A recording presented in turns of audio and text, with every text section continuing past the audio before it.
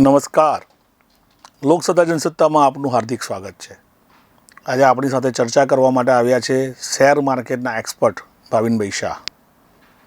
દિવાળીનું મુહૂર્ત હોય કે આવનાર વર્ષમાં શેર માર્કેટ કઈ દિશામાં જશે, કેવી રીતે રોકાણ કરવું જોઈએ, વૈશ્વિક બજાર ભારતીય શેર માર્કેટ કઈ દિશામાં હશે, કેવા ઉતાર ચઢાવ હશે, જૂની ચેલેન્જો બાદ નવી ચેલેન્જો કઈ આવશે, આ તમામ વિષયો પર આજે આપણે એમની સાથે ચર્ચા કરીશું. ભાવિનભાઈ, આપનું સ્વાગત છે. નમસ્કાર. ગઈકાલે દિવાળીનું મુહૂર્ત થઈ ગયું. લાસ્ટ 2 વર્ષથી વર્લ્ડ ઇકોનોમી કોવિડ અને યુક્રેન વોરના કારણે ઘણી સફર થઈ છે, છતાં ભારતીય શેર બજાર એક રીતે સ્ટેબલ રહેલું જોવા મળ્યું છે. પરંતુ આ સ્ટેબિલિટીને તમે કેવી રીતે જુઓ છો? ફર્સ્ટ ઓફ ઓલ તો સંજયભાઈ, આપના દર્શક મિત્રોને દિવાળીની શુભેચ્છા અને નવા વિક્રમ સંવત આવાવાળા વર્ષમાં આપ સર્વને સુખ, શાંતિ અને સમૃદ્ધિ પ્રાપ્ત થાય એવી શુભેચ્છા સાથે. સંજયભાઈ, તમે જે કહી રહ્યા છો કે ઇકોનોમી વર્લ્ડ વાઇડ ઘણી બધી વર્લ્ડ વાઇડ એવી ઇવેન્ટ થઈ છે કે જ્યાં આગળ નેગેટિવ ઇમ્પેક્ટ્સ આવ્યા છે, એને લઈને બહુ જ બધી કન્ટ્રીની ઇકોનોમી સફર થઈ છે. પણ ઓવરઓલ જોવા જશો ને તો ઇન્ડિયન ઇકોનોમીને ઘણો બધો બેનિફિટ મળ્યો છે. જે ગવર્મેન્ટે થોડાક વર્ષોની જે પોલિસીસ બદલી છે, સૌથી મોટી જો વાત કરવા જઈએ તો મેક ઇન ઇન્ડિયા પ્રોજેક્ટને લઈને જે ઇમ્પેક્ટ આવી છે, શરૂઆતમાં બધા કહેતા હતા કે એની કોઈ ઇમ્પેક્ટ નથી, પણ તમે અત્યારે એની ઇમ્પેક્ટ જોઈ શકો છો કે આપણે બધી જ રીતે આત્મનિર્ભર થવા જઈ રહ્યા છે અને નાના નાના સેગમેન્ટમાં આપણે આત્મનિર્ભર થઈ રહ્યા છે. તો ઓવરઓલ એવું કહી શકીએ છીએ કે compare to yes, world wide જે નેગેટિવ ઇવેન્ટ્સ જેટલી બી આવી છે, કોવિડ આવ્યું કે યુક્રેન વોર આવ્યું, બધાની ઇમ્પેક્ટ 100% આપણી ઇકોનોમી પર આવી છે. પણ કમ્પેર કરવા જઈશું આપણે બીજા ડેવલપ કન્ટ્રી જોડે, તો આપણી ઇમ્પેક્ટ બહુ નાની ઇમ્પેક્ટ છે કમ્પેર ટુ બીજી બધી ઇકોનોમીને, રાઈટ? તો એનું બેનિફિટ ડેફિનેટલી આપણને ઇન્વેસ્ટમેન્ટ પર બી જોવા મળશે જ મળશે અને બહુ પોઝિટિવ ઇન્વેસ્ટમેન્ટ પરનું ઇમ્પેક્ટ જોવા મળશે એવું મને લાગી રહ્યું છે આવનારા ભવિષ્યમાં. વર્લ્ડ ઇકોનોમીની જે ઇફેક્ટની વાત છે, એની સાથે ડોલર અને રૂપિયાની કમ્પેરિઝનની બી એક ચર્ચા વારંવાર આપણે છેલ્લા ઘણા સમયથી સાંભળીએ છીએ. ઇવન થોડા દિવસ પહેલાં તો ભારતીય રૂપિયો ડોલરને કમ્પેરિઝનમાં એના રેકોર્ડ બોટમે જોવા મળેલો. તો આ વાતને શેર બજાર સાથે કેવી રીતે તમે કનેક્ટ કરી શકો છો? બેઝિકલી જ્યારે ડોલરની વાત કરવામાં આવે છે ને, તો જ્યારે ડોલર સ્ટ્રોંગ થાય છે તો એની સર્ટેન સેગમેન્ટમાં બહુ મોટી ઇમ્પેક્ટ આવતી હોય છે. જેટલી બી સોફ્ટવેર કંપની છે, તમે જોશો કે બધી જ કંપનીઓને ઇમ્પેક્ટ બહુ મોટી આવે જેટલો ડોલરનો પ્રાઇસ ઉપર જાય છે. તો એક સેગમેન્ટ સ્ટોક માર્કેટમાં જેટલી બી કંપનીઓ છે, એક સેગમેન્ટ વાઇઝ છે કે જે લોકો એક્સપોર્ટ ઇમ્પોર્ટના બિઝનેસમાં ડાયરેક્ટલી ઇન્વોલ્વ છે, એ લોકોને ડેફિનેટલી ઇમ્પેક્ટ આવે છે કે એ લોકોના ટ્રાન્ઝેક્શન, ધારો કે તમે જોશો કે આઈટી કંપની જેટલી છે, બધાના ટ્રાન્ઝેક્શન ડોલર્સમાં થતા હોય છે. તો ડેફિનેટલી એવી એ સેગમેન્ટની કંપનીઓને એની ઇમ્પેક્ટ આવે છે. અધરવાઇઝ બીજી કંપનીઓમાં તમે જોવા જશો તો એટલી ઇમ્પેક્ટ નથી એ વસ્તુની. તો આપણે સમજી વિચારીને ઇન્વેસ્ટમેન્ટ કરીએ તો એની ઇમ્પેક્ટ આપણને બી નહીં આવે. NSE નિફ્ટી અને BSE સેન્સેક્સ, આની જે ગેમ હોય છે, હું નોન ઇન્વેસ્ટર નથી કે માર્કેટના રજે રજને જાણીને ઇન્વેસ્ટ કરતો હોઉં એવી, તો એક અનનોન ઇન્વેસ્ટર તરીકે મારે આવનાર વર્ષમાં કઈ વાતનું ધ્યાન રાખવું જોઈએ? સૌથી પહેલી વસ્તુ છે ને, સ્ટોક માર્કેટને મોસ્ટ ઓફ ધ ટાઈમ લોકો સ્પેક્યુલેશન જોતા હોય છે કે અથવા તો ક્વિક રીચ સ્કીમ તરીકે કન્સિડર કરતા હોય છે કે હું મને સ્ટોક માર્કેટમાં ઇન્વેસ્ટમેન્ટ કરું અને ફટાફટ એનો મને ગેઇન મળી જાય. પણ એવું થતું નથી. સ્ટોક માર્કેટને જ્યાં સુધી આપણે બિઝનેસ તરીકે નહીં જોઈએ ને, ત્યાં સુધી આપણને ગેઇન મળતો નથી. અને બિઝનેસ, કોઈ બી બિઝનેસ દુનિયાનો, એને તમારે સિસ્ટમેટિક વે કરવો પડતો હોય છે, પ્લાનિંગ કરીને બિઝનેસ કરવો પડતો હોય છે.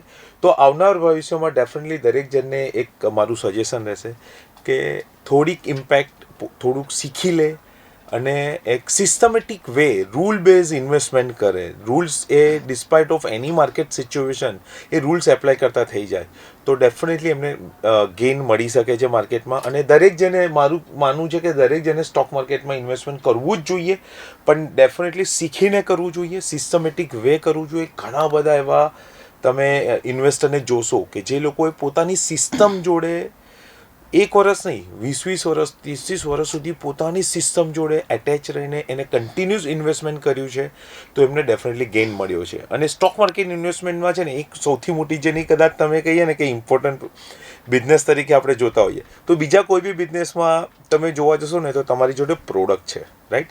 ધારો કે રિયલ એસ્ટેટ બિઝનેસમાં જોવા જાઓ તો લેન્ડ છે, બિલ્ડિંગ છે, કે બીજી કોઈ બી મેન્યુફેક્ચરિંગ યુનિટમાં જોવો તો તમારી એક પ્રોડક્ટને સ્ટોક માર્કેટ બિઝનેસમાં તમારા પૈસા છે, મતલબ કે તમારા જે મની છે ને એ જ તમારી પ્રોડક્ટ છે. તો you have to take care very carefully, અને તમે ડેફિનેટલી સિસ્ટમેટિક વે એને ઇન્વેસ્ટમેન્ટ કરશો તો દુનિયામાં બીજો કોઈ બિઝનેસ નથી આનાથી સારું રિઝલ્ટ આપવાવાળો. તો તમારે શીખીને ઇન્વેસ્ટમેન્ટ કરવું જ જોઈએ, અને next few years definitely is very positive for India. આવતીકાલથી વિક્રમ સંવત 2079નું નવું વર્ષ શરૂઆત થઈ રહી છે. આવનાર વર્ષમાં ભારતીય શેર બજારને તમે ક્યાં જુઓ છો? યસ, આવનાર વર્ષમાં નવા વિક્રમ સંવત 2079માં માર્કેટની પોઝિટિવિટી તો દેખાઈ રહી છે. અત્યારે તમે જોશો કે આટલા નેગેટિવ ઇમ્પેક્ટ ઇવેન્ટ્સ ઇન્ટરનેશનલી હોવા છતાં બી આઈધર આપણું થોડુંક વોલેટાઇલ છે, આઈધર પોઝિટિવ મુવમેન્ટ તરફ જ માર્કેટ જઈ રહ્યું છે. ગઈકાલે મુહૂર્તના જે ટ્રેડ થયો એમાં બી માર્કેટે બહુ સરસ ઇન્ડિકેશન આપ્યા છે. તો definitely I am very bullish for this market, અને એઝ યુ એવરીવન નો કે ઇન્વેસ્ટ ઓન ઇન્ડિયા, તો right I am very bullish towards market. Lok Sabha જનસત્તાના વ્યુઅર્સને તમે આવનાર વર્ષ માટે ઇન્વેસ્ટમેન્ટ માટે કઈ ટિપ્સ આપવા માંગો છો? યસ, ટિપ્સ એક બહુ પોપ્યુલર વર્ડ છે, પણ હું બધાને સજેસ્ટ કરીશ કે ટિપ્સ બેઝ ઇન્વેસ્ટમેન્ટ ના કરો. જેવી રીતે મેં કીધું કે શીખીને ઇન્વેસ્ટ કરો. તમે ઇન્વેસ્ટર છો તો સર્ટેન એવા સેગમેન્ટમાં ઇન્વેસ્ટમેન્ટ કરો કે જેની ફ્યુચરમાં શું કહી શકે કે એની ડિમાન્ડ વધવાની છે, કે કાં તો એ બિઝનેસના ઓપોર્ચ્યુનિટી બહુ વધી છે. અને બીજી વસ્તુ એ કહેશે કે ઘણા બધા સેગમેન્ટ વાઇઝ બી તમને ઇન્વેસ્ટમેન્ટ લોકો કરતા હોય છે. તો દરેક સેગમેન્ટમાં બધી જ કંપની સારી નથી હોતી. તમે જોવા જાઓ અત્યારે એફએમજીસી કંપની જોવા જઈએ આપણે, રાઈટ, બધી જ એવું લાગે કે બધાને બધી પ્રોડક્ટની જરૂર છે જ, પણ તમે બધા સ્ટોક નથી ચાલતા. અત્યારે જેટલો આઈટીસીમાં મુવમેન્ટ છે, ઘણા વર્ષો સુધી આઈટીસી આઇસોલેટ હતો, અત્યારે જે મુવમેન્ટ આવ્યું છે બીજા કોઈ એફએમજીસી નથી આપી રહ્યું. તો દરેક સેગમેન્ટમાં સારા સ્ટોક્સમાં ઇન્વેસ્ટમેન્ટ કરો. મોરલેસ આપણે શું વિચારતા હોય છે એઝ અ ઇન્વેસ્ટર, મને સસ્તો સ્ટોક જોઈએ છે. આ માઇન્ડસેટ એક ચેન્જ કરવાની જરૂર છે નવા વર્ષમાં, કે સસ્તાને બદલે આપણે સારા સ્ટોકમાં ઇન્વેસ્ટમેન્ટ કરીએ, અને ચાહે મોંઘો હોય પણ સારા સ્ટોકમાં ઇન્વેસ્ટમેન્ટ કરશું ને તો એનું રિટર્ન વધારે સારું આવશે.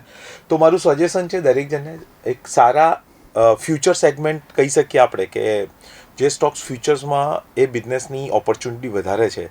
રિસન્ટલી કદાચ આપણે હમણાં સાંભળી રહ્યા છે ડિફેન્સ સેગમેન્ટ, કદાચ તમારું બી એક ઇન્ટરવ્યૂ આવ્યું છે હમણાં ડિફેન્સ પર આખું જ, રાઈટ. તો ડિફેન્સ સેગમેન્ટમાં ઇન્ડિયા મેક ઇન ઇન્ડિયા તરફ ઇન્ડિપેન્ડન્ટ કહી શકો છો તમે, કાં તો આત્મનિર્ભર થઈ રહ્યું છે. તો ડિફેન્સ સેગમેન્ટ જોડે જેટલી કંપની છે એસોસિએટ, એમાંની સારી કંપનીમાં ઇન્વેસ્ટમેન્ટ કરવું એ ફાયદામાં રહેશે. ધારો કે ટુ વ્હીલર્સ કંપની છે, એમાં સારી કંપનીમાં ઇન્વેસ્ટમેન્ટ કરો તો સારી છે. તો એ રીતે સારા બધા જ સેગમેન્ટમાં બધી જ કંપની સારી નથી, પણ સારા જે ફ્યુચરિસ્ટિક બિઝનેસ અત્યારે આપણને પ્રોબેબિલિટી બતાવી રહ્યા છે કે આ બિઝનેસને ફ્યુચર બ્રાઇટ છે, એવા સેગમેન્ટમાં સારી કંપનીની અંદર ઇન્વેસ્ટમેન્ટ કરવાથી સારું રિટર્ન મળી શકે છે. મેં ઇનડાયરેક્ટલી મેસેજ બી આપી દીધા છે ઘણા કંપનીના નામ બોલીને કે આ સેગમેન્ટમાં આ કંપની વાઇઝ તમે કરો તો એ વધારે સારું રહેશે. બાકી માર્કેટમાં કોઈ ફ્યુચર પ્રિડિક્ટ કરી નથી શકતું, કારણ કે જેટલાએ પ્રિડિક્ટ કર્યા છે ને એ બધા ઇતિહાસ હિસ્ટ્રી બની ગયા છે, રાઈટ. તો આપણે કહીએ કે એક systematic way rule base investment કરવું જોઈએ. ભાવિનભાઈ, એક છેલ્લો સવાલ. વિશ્વ એક પરમાણુ યુદ્ધની વાતો, ચાઇનાની ઇન્સ્ટેબિલિટી, રશિયાની ઇન્સ્ટેબિલિટી, અમેરિકાની મંદી, આ તમામ બાબતો અત્યારે ચર્ચામાં આવી રહી છે. ભારતીય શેર બજારમાં મારે જો ઇન્વેસ્ટ કરવું હોય તો આવનાર એક વર્ષમાં મારે કઈ બાબતની કાળજી રાખવી? જો ઇન્વેસ્ટમેન્ટ જ્યારે બી કરતા હોય છે ને તો એક જ કાળજી રાખવી જોઈએ કે રિસ્ક મેનેજમેન્ટ સિસ્ટમ.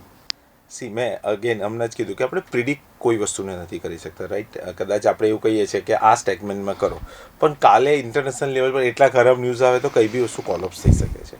પણ એક વસ્તુ ચોક્કસ કહીશ કે તમને ઇન્વેસ્ટમેન્ટ કરવા માટે સિસ્ટમને, કારણ કે તમે જ્યારે માર્કેટને સમજી લો છો ને, ધારો કે માર્કેટને સમજતા આવડી જાય છે ને પછી આખી સાયકોલોજીકલ ગેમ હોય છે, તો તમે તમારા માઇન્ડ ઉપર કામ કરીને સારામાં સારી રીતે ઇન્વેસ્ટમેન્ટ કરી શકો છો.